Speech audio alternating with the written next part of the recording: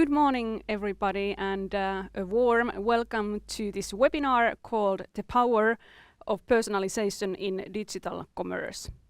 This is a live broadcast from Keilaniemi, Espoo, and my name is Niina Rahkola.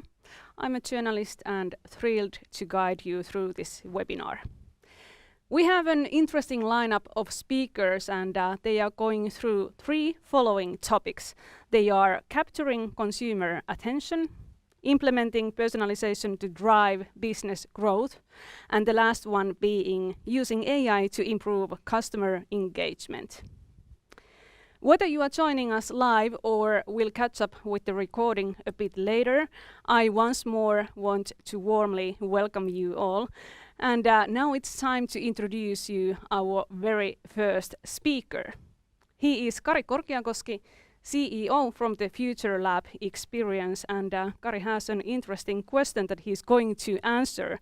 And the question goes, how to capture consumer attention and trust? Kari, the stage is yours.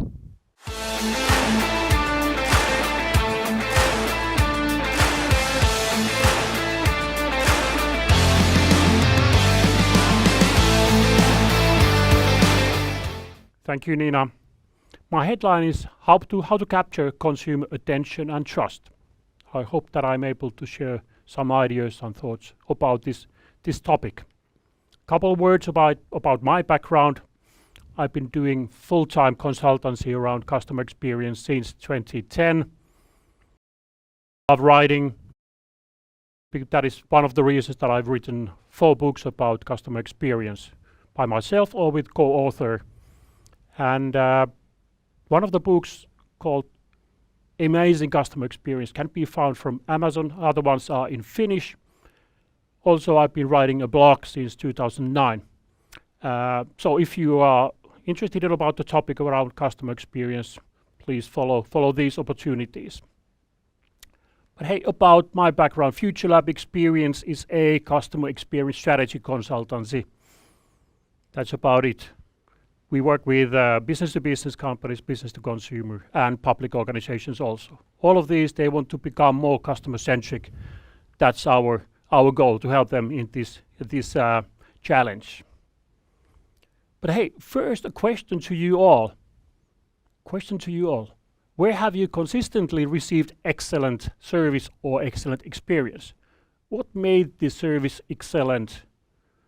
I've asked the same question from various audiences for years already. Please share your ideas and let's see what kind of feelings and ideas and memories you have about the excellent service and excellent experience.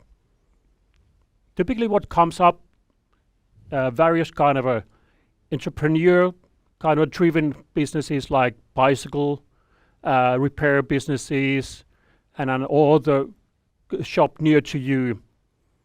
But what is interesting here is that roughly 90% of all of that represents businesses and services where you interact with the person. Roughly 90%. That's my rough estimation.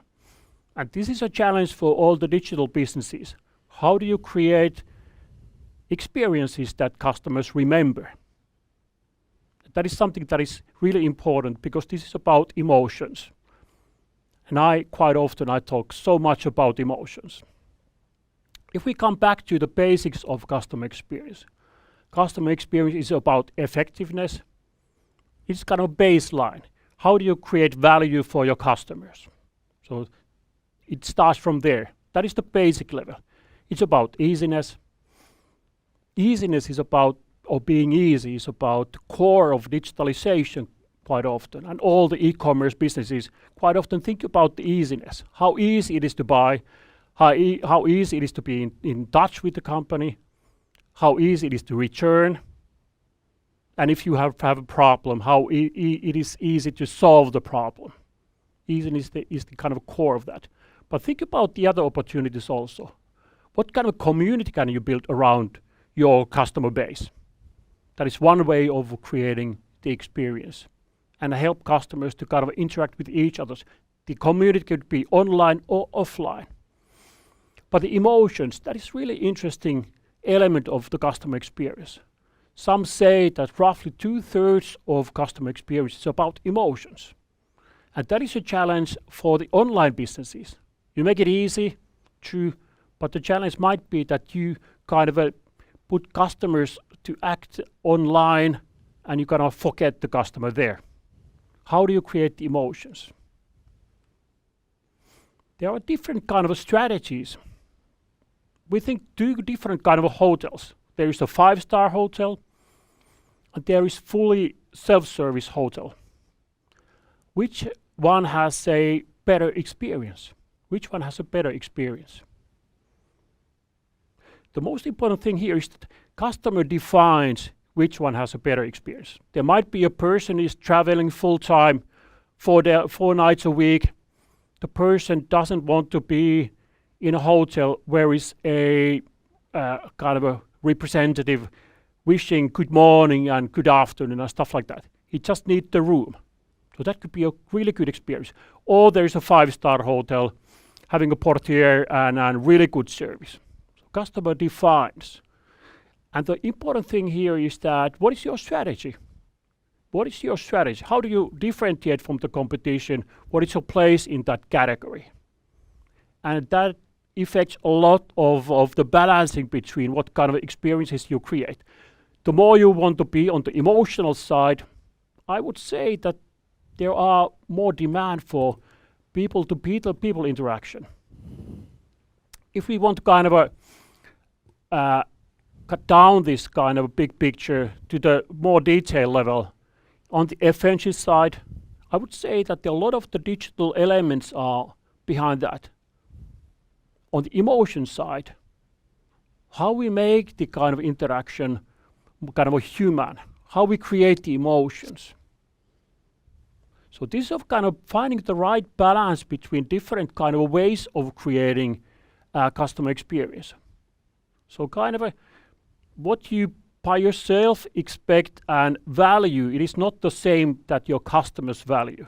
So remember to think of the customers and what they need and how do you kind of build that kind of a strategy to create the targeted customer experiences. This is the one that I think is really important here. This is a topic that I talk a lot nowadays. I kind of challenge companies to think that there is not just such a thing as digital customer experience. True, customers interact with you more and more on the digital landscape. But customers, they don't separate the channels when they summarize the experience. They operate with you in different channels, in different situations. But at the overall level, they kind of summarize all of that. And I keep challenging companies not to think too much of the channels separately. Behind this is interesting survey in a book, The Big Miss. They analyze in different businesses, in different countries, business to business, business to consumers. The question was, what creates customer experience? What creates customer experience? And when we open up the results, it is going to be interesting. The number one topic, it is about emotional connection. What is the emotional connection? Takes care, values me, it is trustable. I feel, as a customer, I feel we have a relationship. Having a relationship, it doesn't mean that I buy every month. I might feel that I have a relationship, although I buy kind of once in 2 years. They're interactive, they listen to my needs, my requirements, my expectations, listen to me. After the emotional connection comes the products, brand, customer service, and so on. But if we look to the last line, there's kind of a big picture of digitalization.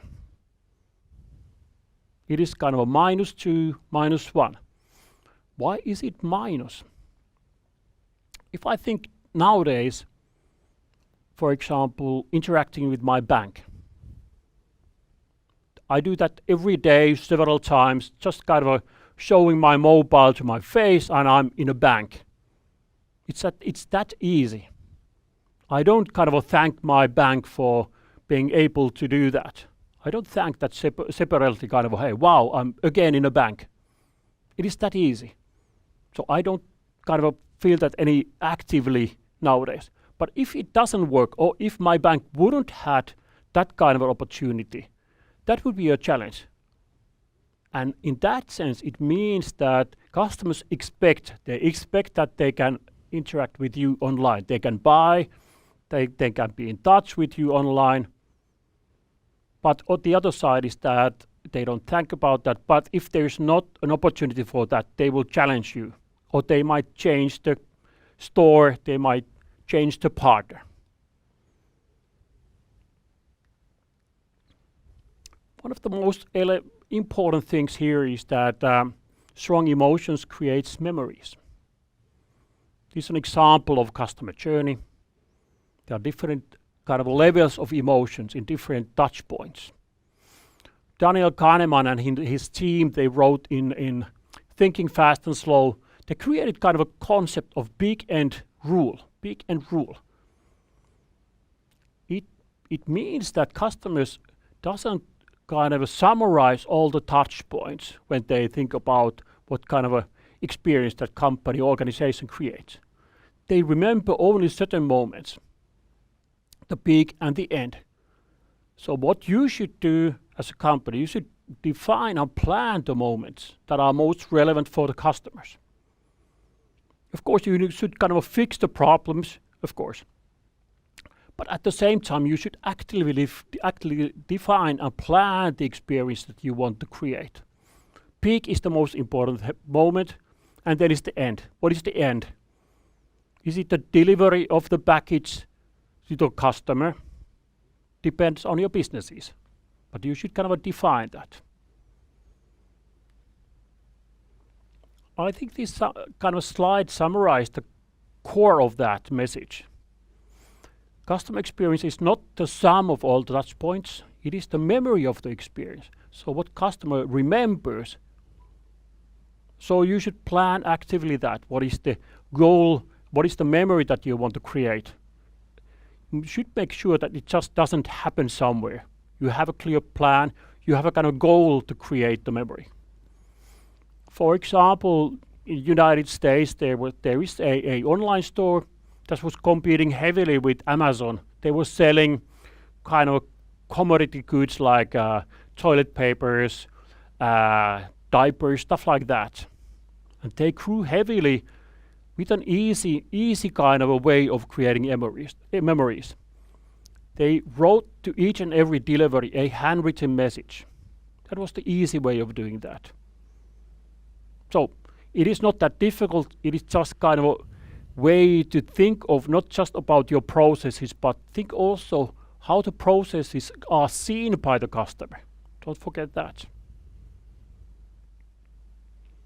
But how could you be more customer-centric?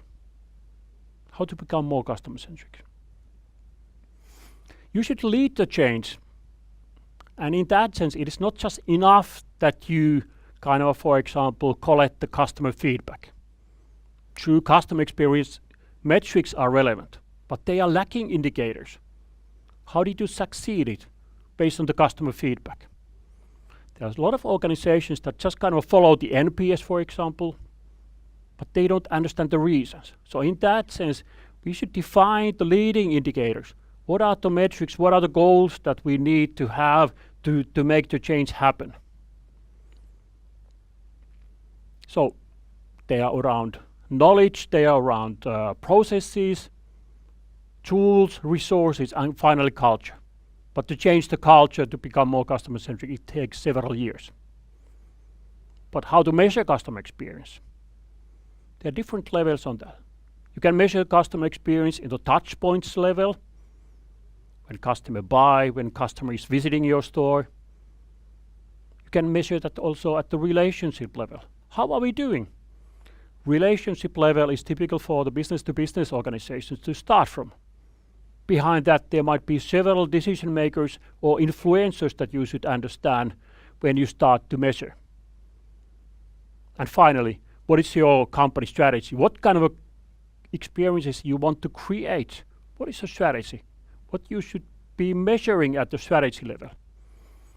And after that, we can kind of think of the goals and the metrics. At the transactional level, it could be about efficiency, it could be about easiness. If it is about easy, you could measure customer effort score. But I would kind of value to think of the emotional level. What do you, as a customer, how do you feel?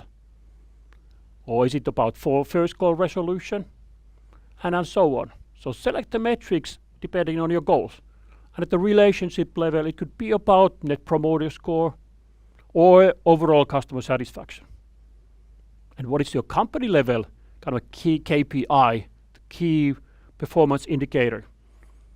Is it an average? Is it weighted based on the business areas? Is it valued based on the segments and so on? So I think it is really important that you kind of build up a systematic way of measuring customer experience that supports your business goals and supports, of course, the customer experience vision.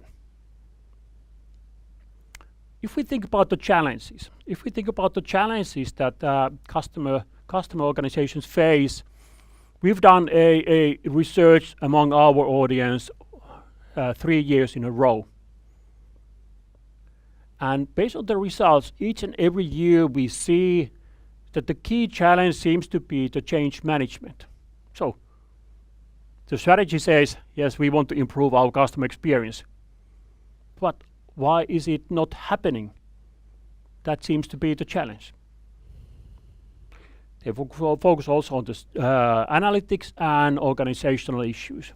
But clearly the biggest one seems to be the change management challenge. So for that we need, of course, a strong strategy, vision, but also the right kind of metrics. Based on the findings from these 3 years of surveys, based on our idea, what seems to be the kind of ways of solving that? Well, anticipating problems. We need to collect systematically customer feedback, for sure. If you don't collect the customer feedback and utilize that, customers are complaining or recommending at the lunch tables, on the social media, so on. So it is better to give the opportunity for the customers to give the feedback, make a business case. Customer experience is not just about recommendation and loyalty, it is also about savings. You could start to get the savings starting tomorrow by taking care of a customer complaint and saving the customer relationship. Make it concrete. Customer experience is in the details. Instead of just thinking of the processes, define and plan the experiences that you want to create. Define the customer interaction, the moment, and the emotion that you want to leave the customer. And engage your people. Engage your people. Who is in charge of customer experience? Each and every employee. But it is different topic who is in charge of the development. Where to start from? That is quite often the case. You can start from the vision. That is a way of creating the competitive advantage. But you can start, of course, from the customer communication, customer interaction, of course. But at the core, there is the vision. What kind of emotions you want to create? Define that. It is not just about easiness. Do you want to be personal, the most personal in your category? You can't win Amazon, but you can be the most personal. Or do you want to be kind of a bit like kind of surprising, differentiating? For example, Finnish store Varustelleka is a good example of that. Or do you want to kind of build the stories? And as an example, Finnish hotel group, Lapland Hotel, it is full of stories of the Lapland. So define your vision. How to run the customer experience development. How is the management organized? What are your processes and tools? And then we come creating the memories, creating the interaction with the customers that are relevant, and leave the kind of a memory that brings the customer back. My last slide is here to summarize a lot of the topics here. Customer experience is about touch points, it is about the brand, and it is about the emotions. customer experience into details. Details. It is the moment that customer thinks, wow, they remember that. Wow, they did that. Maximize customer experience, whatever the journey is. Maximize. Quite often I hear that companies said, hey, we need to minimize the customer's journey. But if you minimize the customer journey, you put customer online and forget the customer over there. It's not enough. Maximize in that overall opportunity. Customer experience is the memory of the experience. Brand promises, customer experience delivers, and employees secure. Remember, customer is not like you. He or she doesn't think like you, act like you. You need to understand your customers better. And finally, customers might be wrong, but customers' feelings are right. So you can't fight the customer's feeling. You will always lose. I hope that I was able to share some ideas and thoughts about what is the customer experience about, how to make the kind of take into account the customer emotions and to create the trust. I want to thank you for this opportunity. Thank you so much, Kari. It was super interesting, and there was a good question that Kari asked. The question goes, what will the customer remember in a month? Anything? They should remember something and never underestimate the emotional connection and the importance of that. So this was a good opening presentation, and luckily we can continue with Kari a bit later when he comes to join us to the panel conversation. But now it's time to hear Pia Pekkala. She is a professional in digital content. She is senior advisor from Soltech, and we are about to hear how personalization goes beyond a tech feature and how it becomes a key business strategy. We are willing to hear more, Pia, so the stage is yours.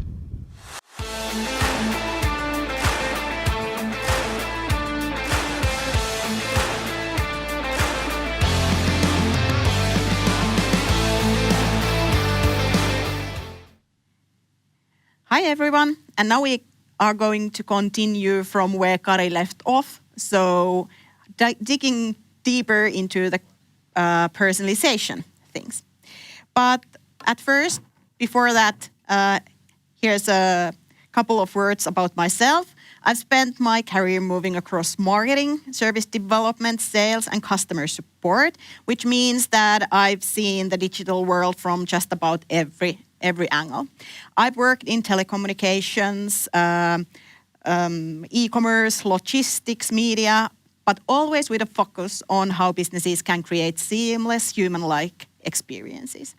And these days, as senior advisor in Soltech, I help companies to move beyond generic customer interactions and into the world of truly impactful digital experiences. Of course, blending strategy, AI, and personalization into that mix. But when I'm not working on transforming businesses, life at home keeps me just as busy. I share my days, of course, with my husband, but also with Jekku, our Shetland sheepdog, who definitely lives up to his playful name, and our son, who is currently training to be the next Olympic wrestling champion, of course, the world's best Fortnite player, and last but not least, Finland's future president. So let's just say that there's never a dull moment in our household. But that's enough about me. Dig into the future of personalization. Imagine this. It's 2028, so 3 years from now. You wake up in the morning and you wake up to the scent of the freshly brewed coffee. You go into the kitchen and the coffee is there waiting for you because your smart home has already done it for you. When you're sipping that coffee, you go through the tailored newsfeed for you. And then it comes the flash sales. The flash sales of the coffee beans or the brew you have been having your eyes on. And just like that, you have ordered a coffee for you for the next month. And then you go to the dressing room and you start standing in front of your smart mirror. That mirror has 3 options for your outfit. Suggestions. what you should put on. They are tailored per your weather forecast in Helsinki, and then about your daily schedule, what kind of meetings you have, and so forth. You choose one option there, and then the AI behind that understands that that's the blazer you have been choosing quite a lot oftenly. And actually there's a sales in your favorite e-commerce store with the matching pants. And then your AI assistant asks if it should buy them for you. And just like that, you click the confirmation payment on your wearable, and the AI assistant tells you that the delivery of those pants will be done by the end of the day. This is not a science fiction. This is the world we are going into. This is the reality of the future. These are the kind of deep, meaningful connections our customers are looking for. Personalized suggestions that go beyond the algorithms and really speak to the individual preferences. And when we look at the surveys, these results doesn't come as a surprise. We have seen this already year after year after year. Customers don't just expect personalization, they actually get frustrated when it's missing. And businesses that do this well see the significant revenue growth. So why? Why, despite all the data and all the technology we have available, is it still so hard to get it right? To achieve this personalization future and this personalized world and do it at a scale, we need AI. It's becoming essential. Delivering high relevant messages, tone and imagery tailored to individual preferences, all in real time. Yeah, many companies have already dipped their toes into the personalization, testing the basic segmentation and sending out the personalized offers, but still they struggle to see the real impact there. So what's standing in the way? What's the common problems? Many of you have invested in personalization, yet it's not delivering. Why? Because it's not just a tech problem. If marketing, IT, and sales aren't aligned, if the data is not actionable, the results are not driving the revenue. What comes out of that? It's noise. Personalized to some extent, yeah, but still it's just the noise. And noise doesn't drive the results. Sending, hey, I missed you email or recommending others also brought products. They are very, very solid tactics, don't get me wrong. They are really good things to do. But if they are alone, if there's no reasoning behind that, they're not enough. Personalization needs to go deeper. It needs to create the real connections that drive the business growth. So how do you cut through that generic noise? I have 4 principles to promote you, which will get you started to move beyond the basics. At first, the biggest mistake, treating personalization as an add-on rather than a core business strategy. It's not just about the technology, as said. It's about building those connections that drive the measurable growth. You need to have the reasonable strategy and reasonable plan to move that forward. If it's done right, the personalization isn't just a tactic. It's the secret sauce that makes your brand feel game-changing to the customers, turning them into a loyal advocates. And the second, the basic segmentation. Yeah, you've probably done it. Maybe your brand is still doing it, and on the surface, it feels like personalization. You're grouping customers by age, location, and past purchases. Yeah, that's also a really, really good tactic, and that's something you learn from your customers. But let's be real. That's just scratching the surface in a world I described to you earlier. That's where the real personalization happens, when you go beyond the what happens. Because you really need the why behind customers' choices. Customers' mindset, their motivations, their next move, it's something to predict. The brands that get this will win. And the best part in this, it's that it's completely within your reach with the right technology. Yeah, but the technology isn't the all.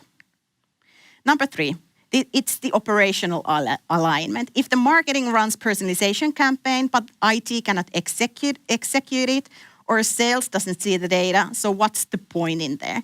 Personalization isn't just a marketing initiative, it's a company-wide mission.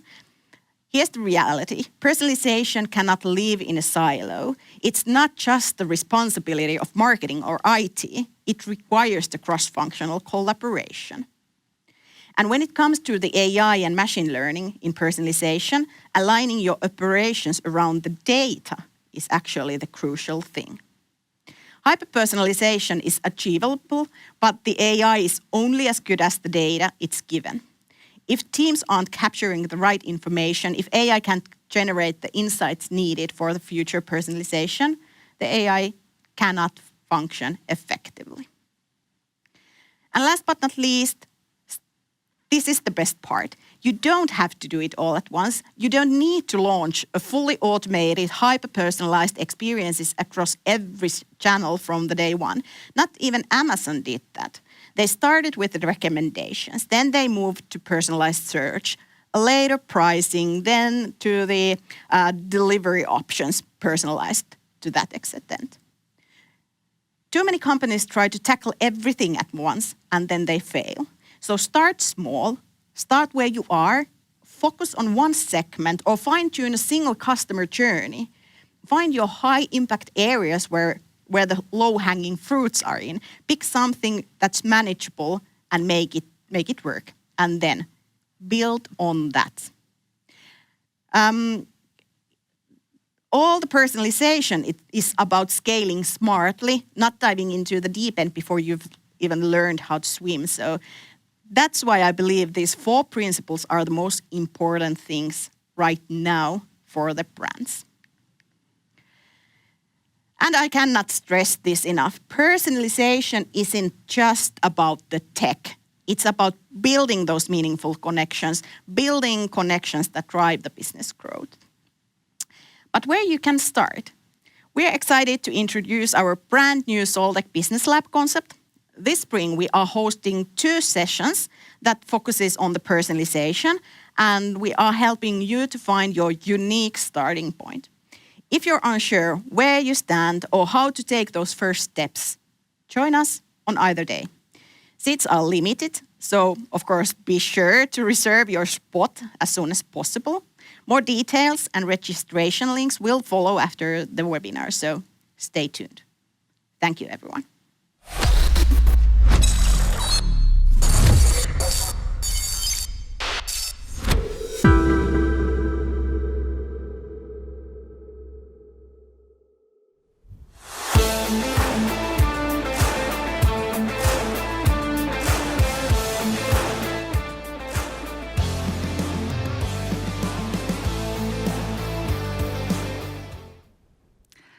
Well, good afternoon, everyone. We're going to continue diving into the topic of today, which is personalization in commerce. In my session, we'll explore how businesses can leverage AI to create more personalized customer experiences, leading to higher engagement and better results. We'll also take a closer look at the strategies and tools that are driving this transformation, particularly looking at LiveRay's powerful capabilities. Here's a quick overview of today's agenda. So we'll start by discussing why personalization matters in commerce, followed by how AI can be leveraged to enhance customer engagement. Then we'll explore strategic data integration for gaining comprehensive customer insights. And after that, we'll focus on translating that strategy into tangible outcomes. And finally, we'll wrap up with the key takeaways. So let's dive in. Imagine walking into a store where everything is tailored to you. Products, promotions, and layout based on your preferences and your history. Personalized experiences are no longer a luxury. They're expected by customers. This shift boosts conversion rates, customer satisfaction, and average order values.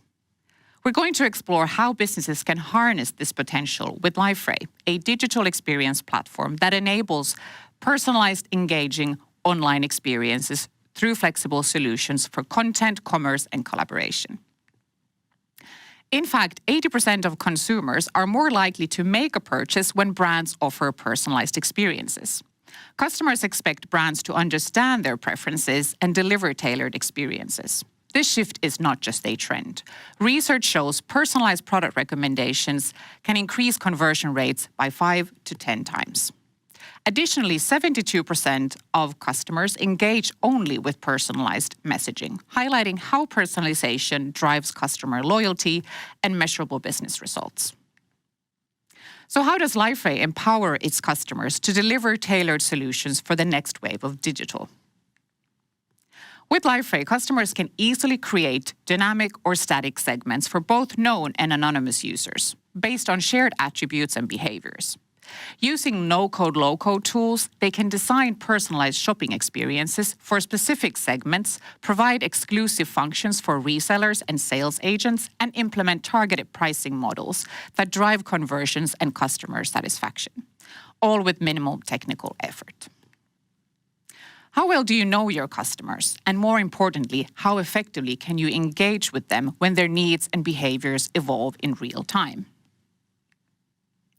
According to recent studies, 80% of customers are more likely to make a purchase when a brand offers a personalized experience. Yet despite this, many companies still struggle to truly understand and connect with their customers at a meaningful level. So what's the missing link? Well, for one, it's AI's growing role in customer interactions. AI is increasingly integral to customer service, with projections suggesting that AI will play a role in 100% of customer interactions in the near future. AI is transforming authenticated user experiences by enabling personalized, scalable interactions. It analyzes user data to suggest tailored products and content, predicts behaviors like purchase intent, and dynamically adjusts content in real time. AI also enhances security with, for instance, biometric and behavior-based authentication, ensuring a seamless yet secure experience. Liferay leverages AI to provide personalized product recommendations based on both user and order data. So these recommendations are not a one-size-fits-all. They are tailored to each stage of the customer's journey. With 5 different recommendation models, Liferay ensures that customers are shown products that truly matter to them, whether they are browsing, whether they are shopping, or making a purchase. This personalized approach can significantly increase conversion rates and average order values, which ultimately leads to better customer experience and higher revenue for the business. Liferay's AI-powered recommendations go beyond just product suggestions, automatically also recommending related items that are based on content like specifications and categorizations. This helps customers discover relevant products that they might not have considered from the get-go. It also encourages cross-selling by suggesting products bought by others alongside the current item, boosting order value. Additionally, personalized recommendations based on similar customers' purchases increase conversion by tailoring suggestions to individual preferences. These AI-powered content and product recommendations drive engagement by delivering personalized real-time content through Amazon Personalize. Using tags and keywords, it aligns content with customer interests. Even anonymous users benefit from personalized suggestions based on their own session data, like location and browsing behavior. Liferay's platform integrates data from touchpoints like user segments, CRM, session, and behavioral insights to create real-time customer profiles. This enables personalized recommendations that evolve with each customer interaction, enhancing the whole shopping experience and boosting customer engagement. Liferay's collaborative filtering algorithms personalize experiences by clustering different users into similar interests and similar preferences. By analyzing behaviors like session duration and click-through rates, the platform continuously refines these recommendations, ensuring they remain relevant and evolve with each visit.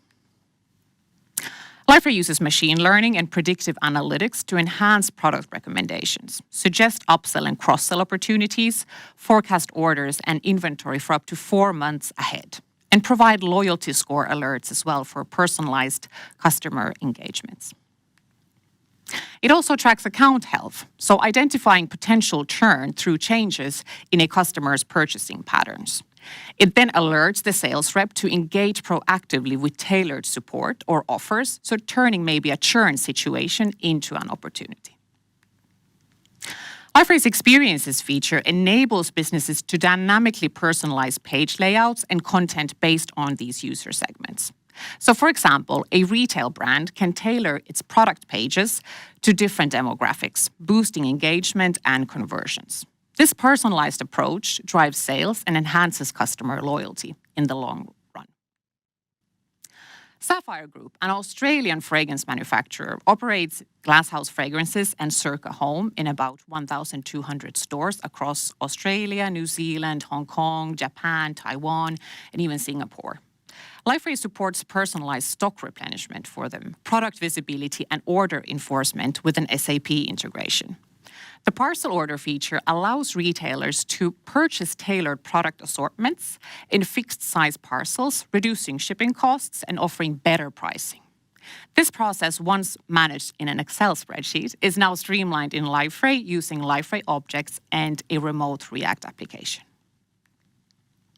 So for over 20 years, Liferace has helped businesses create exceptional digital experiences for its customers, partners, and employees. The core platform, which is Liferace DXP, offers an extensible, composable architecture with native capabilities in content, in commerce, analytics, low-code, and AI. Liferace DXP powers tailored solutions like portals, intranets, websites, and e-commerce sites. With a global team of about 1,000 employees and a network of 360 partners, of which Soltech is one of them, Liferace helps transform how businesses operate. Here are some Liferace commerce customers across multiple verticals. Liferace was also recognized in the 2025 Gartner Critical Capabilities for Digital Experience Platforms, ranking highest in the authenticated experience use case, and is among the top 5 in digital marketing. Gartner's report highlights Liferace's leadership in authenticated user experiences, powered by AI to personalize content and automate interactions. So for any seamless AI-driven authenticated user experiences that boost customer engagement, now is the time to partner with the market leaders. In conclusion, AI-driven personalization enhances customer engagement and boosts sales by using data and machine learning to deliver relevant experiences. To measure personalization effectiveness, businesses should track metrics like click-through rates, session durations, and conversion rates. Liferace ensures GDPR compliance by securely storing customer data in Liferace Analytics Cloud and processing it per customer instructions without sharing it without consent. By 2028, 33% of enterprise software will use agentic AI, enabling up to 15% of daily decisions to be made autonomously. Unlike rule-based AI, agentic AI adapts and learns and acts over time. While challenges like security risks and data quality will remain, Liferace is integrating agentic AI to automate its workflows, personalize interactions, and streamline business processes. So to sum it up, embracing AI-driven personalization isn't just about keeping up with trends. It's about creating meaningful connections with your customers, driving real business growth, and delivering experiences that truly resonate. Thank you for your time, and I look forward to seeing how these strategies can help elevate your business. Thank you so much. So there's plenty of tools and lots of knowledge in the air, and now it's time to dig even deeper and start a panel conversation where we are about to explore practical frameworks and approaches to personalization from concept to implementation in daily operations.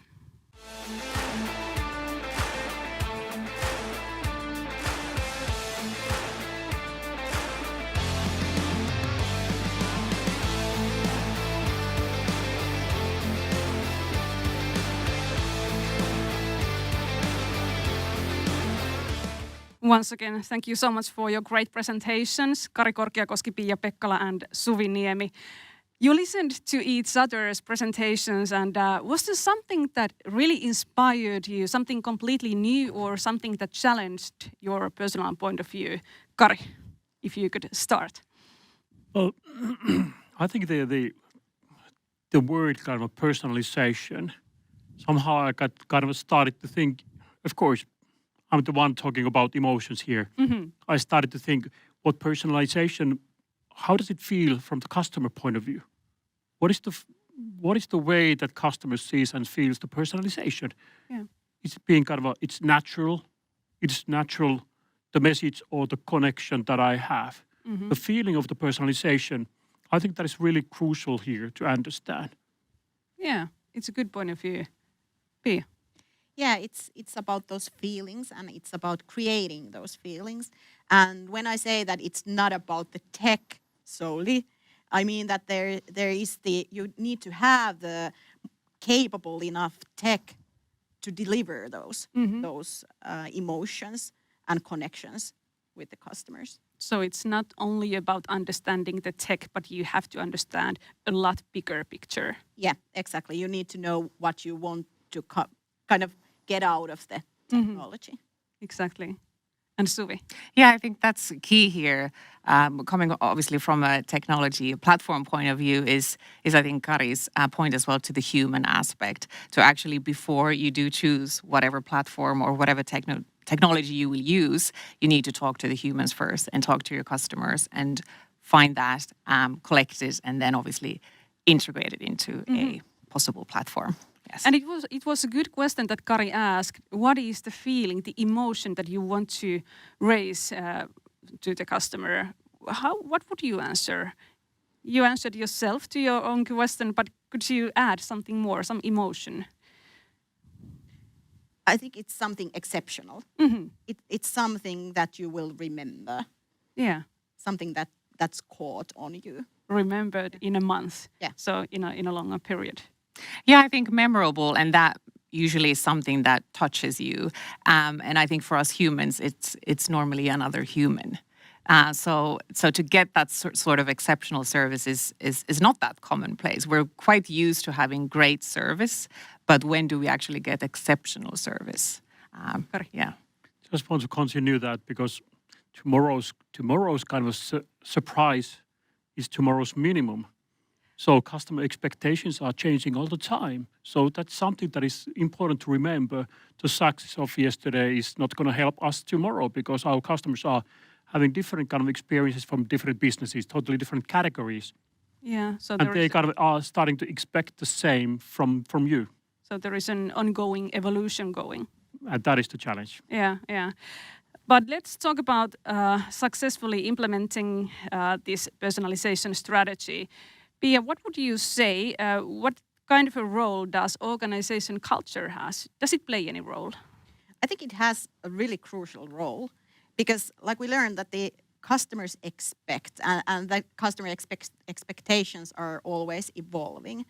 So if the organizational culture is fostering kind of data-driven culture and live and learn and make mistakes and go from there kind of culture, it really enhances to try on new things with the personalization and try to find the sweet spots in your customer journeys. That actually is the thing that matters because it cannot be the same fit for everyone. It needs to be different and you need to try out and learn from there. So that kind of culture, if it's present in the organization, it really plays a crucial role. So you have to be brave enough to try something and brave enough to kind of say if it was not a right step to take. Exactly. You need to follow up through those actions you make. Let's continue a little bit more, Pia. What are the most effective key performance indicators and metrics that you would like to highlight at this point? That's an interesting question because in Suvi's presentation at the end, there were a lot of metrics that are kind of driver metrics. There's conversion rates and click-through rates and NPS surveys and that kind of things. But what's actually the most meaningful thing is where are you going to? What's the end goal you are trying to achieve? And it really determines the most crucial KPIs you have. You need to always think through the process you are going through and what is your business goals and why you are doing these things. What do you think, Suvi? Well, I think from a technology perspective as well, then when you're collecting it, you definitely need some sort of technology that can follow the whole customer cycle. So there are technologies that help you attract new customers or maybe keep them, but who actually tracks the whole process. So I think that's just to kind of add to Pia's point is to have somebody who follows the whole journey, not just one click, but what happens after the click and after that and so on. So following that journey throughout. Kari.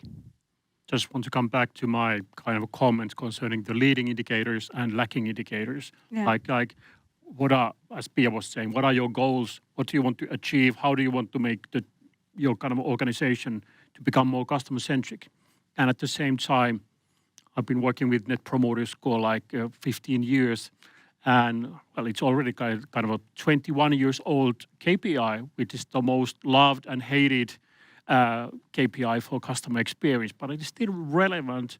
It is just, it's kind of gives the fever, but you need to understand what is behind that. And that's why you need to analyze the kind of verbatims of the feedback. So it is a really good metrics in that sense, but there's so much of misunderstanding around NPS. Yeah. I would really like to hear your opinion from each and every one of you. What does it really take to understand your customers? Kari. That is a challenge. I think, of course, it would be, I would say that the way we say that we should collect a overall good understanding of customers, it demands like customer feedback. We need to have a systematic way of collecting customer feedback. Then we need to analyze the data that we have, and we have more and more data from the digital kind of platforms. And then the final part is that we need to start to understand changing customer behavior. We need to understand where the customers are going. And that is a challenge because customers are not innovating your businesses, but they might expect, or they might say what they expect from you tomorrow, but they might still not be buying from you if you make the change. I mean, customers are really not rational, but you need to understand all of that to make a kind of overall understanding of what customers are like. What are they expecting and experiencing today, what they might be expecting from you tomorrow, and what they are really doing on your online service. There's a lot to understand, Pia. Yeah, I think there is 2 points I have here, because one is that the problem is not the kind of the quantity of the data. We have tremendous amount of data. The challenge is to understand that data and what we want to learn from the data. And when we come to from that understanding the customer to personalized experiences, that how we understand the why behind the customer interactions. Usually it was done by one by one because the coffee shop lady knew your preferences. But when we want to scale it, we need the technology to do that. And for the technology to do that, we need enough valid data, and we need to understand what we want out of it. Zoe. I don't know if I have anything to add to the points, but maybe oftentimes we hear about the bad experiences that customers have. So how do we, it's maybe just throwing the question back again, how do we then collect all the good ones as well? And then getting that exceptional customer experience and then replicating that so that everybody gets an exceptional service. That's the key, but I would maybe throw it back to you and see your point of view of how to get all of it. It is nice to be here, the middle-aged white man talking about emotions. That seems to be my part of here, but I enjoy that a lot. For you. Yeah, but I think that is really crucial because people, they remember the negative emotions longer than the positive experiences. Yeah. That is the reason. That is part of the human core. I'm not an expert on that level, but anyway, and I think that's why I wanted to raise the question in the beginning of my presentation, where have you got continuously good experience? Because that's quite often harder to remember. We keep sharing the negative experiences, and that is a challenge for the organizations because there's a lot of organizations that they are kind of frustrated that, hey, customers give only the bad feedback for us. True, because customers remember the bad experience. Yeah, that's right. And then let's talk a little bit more about the AI aspect. When company wants to start implementing AI to this process, where should they start? What are the very first steps? I think Pia brought this up in her presentation, and necessarily wasn't connected to AI, but I think it's the same here, to start with the goals. So personalization goals. And if you're going to use AI to that, AI is just a tool, but you need to tell it what to do, basically, at this point. So finding out what is it that you want to do within the organization? What drives you?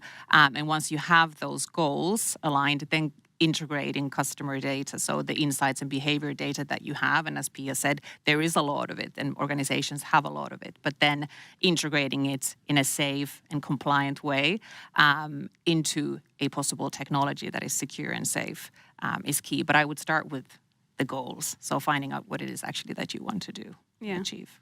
And a bold question, is it a necessity to bring AI to this process?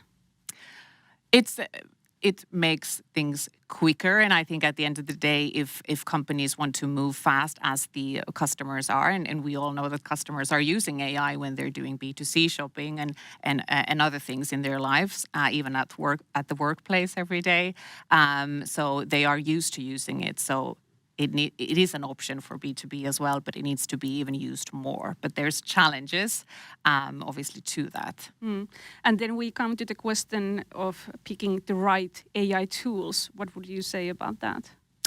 Well, I think here there are many, and again, I think I would take it back to being secure and having compliant tools, because there's many, and I think it all depends on, again, the other technology that you have within the organization, again, because AI is just there to help. It's not doing it alone. It's collecting that data. So I think integration is key, transparency for all these technologies to work together and handle that data in a safe way. I think that would be my key takeaway. But if you have anything to add. So integration, transparency.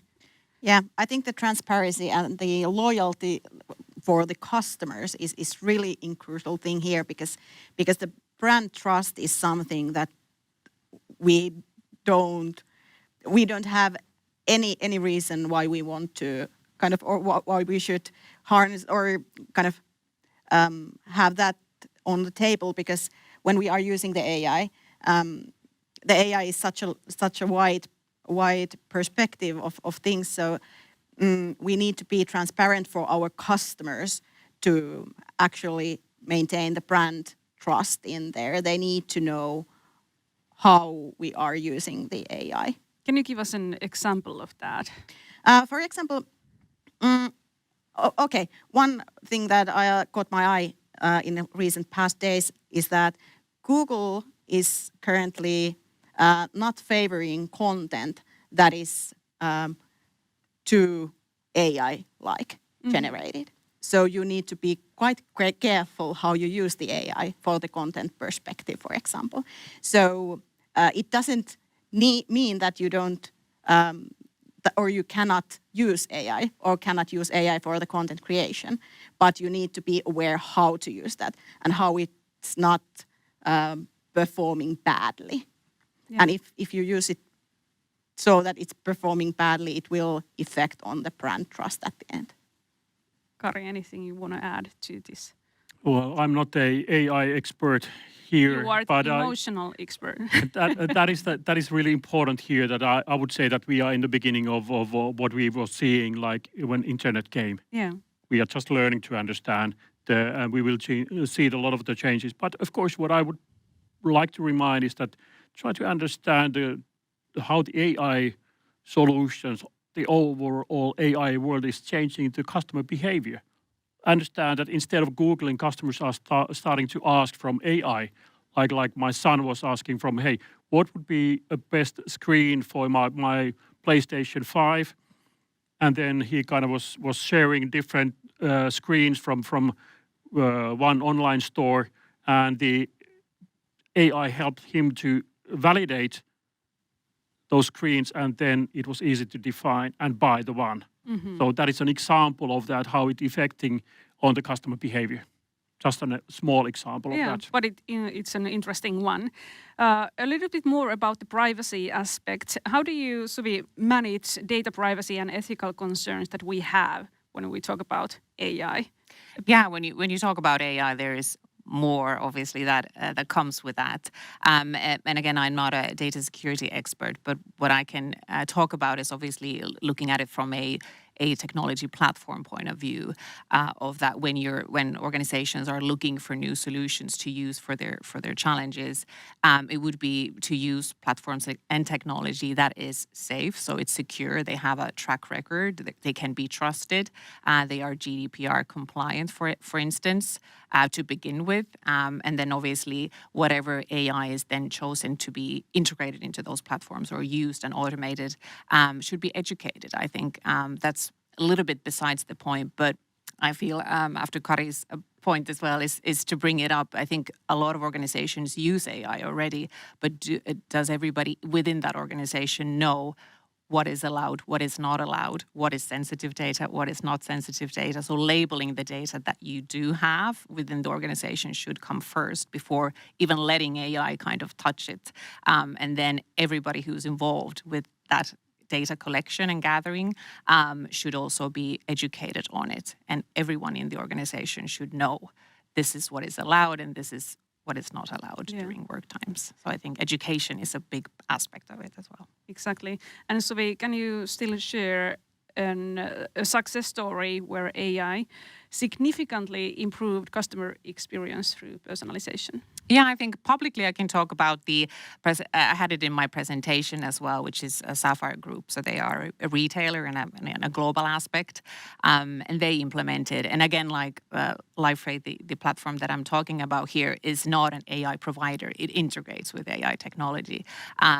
And by doing that, then they were able to create more personalized and more relevant shopping experiences for their customers. So not just getting product recommendations, but they were able to collect the data from the customers when they were shopping, and therefore like adding average order value to it and more relevant and improve the experience at the end. And that's what every organization wants. At the end of the day, is more relevant experiences. And at the end of the day, Pia, we don't want to lose the human touch. How to maintain that in this AI era that we are living in? Kind of at the end, we always need the human oversee of the things. We cannot or we don't want to rely on the AI solely on these experiences. So we need the human there. But that's an interesting question from the perspective that AI is all the time learning and all the time kind of becoming more better and more better. So when is the line that what's the human like? Yeah. But it's about, I come back to the creating the emotions, creating the real connections, and it feels human-like.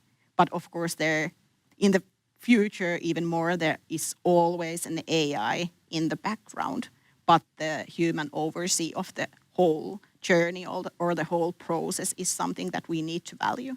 Yeah. And Kari, if a company is just taking their very first steps in this personalization journey, are there any low-hanging fruits that you could recommend them to pick? Well, one of the easy one would be contacting your customers. You like mean really calling, that would be the best. Or having a customer panel discussing about you. I would like to remind that customers are really not thinking about you all the time. They are really not interested about your organization. They interact with you whenever there is a need. It might be once a week, it might be once every 2 years. They are not thinking about you. You should be there when they need you. And in that sense, it would be valuable to be able to create ways of leaving a memory. We talk about signature moments. We should create a memory that kind of is lasting for the customer. And understanding that, how are we doing that? How are we differentiating from the competitors in that sense? That would be I'm not saying that it is easy, but there are so many people that are afraid of contacting customers. Yeah. That is the reality. It's a paradox, but I can imagine. Yeah. So the customers are in someone else's responsibility, not mine. I'm here at the back end. No, it is each and everyone that should be ready to meet the customer in a way. So that would be the easiest way. That would be the lowest hanging fruit of all to understand the customers. And how to choose the right customers to call to, or I would say that Pia was talking about segmentation. Who are the most valuable customers that you have? Or you can be in touch with complaining customers. That could be another opportunity.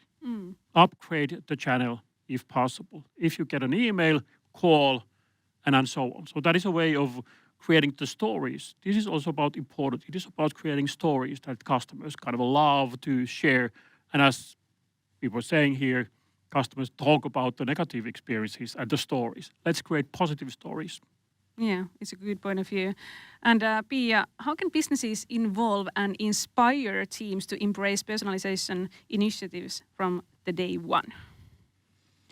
I think I come back to the culture and the culture of actually creating those memorable moments and finding out the things we want to fine-tune and where we want to actually do the best out of it. Because when we get successful examples and when we get those success stories, those are within an organization.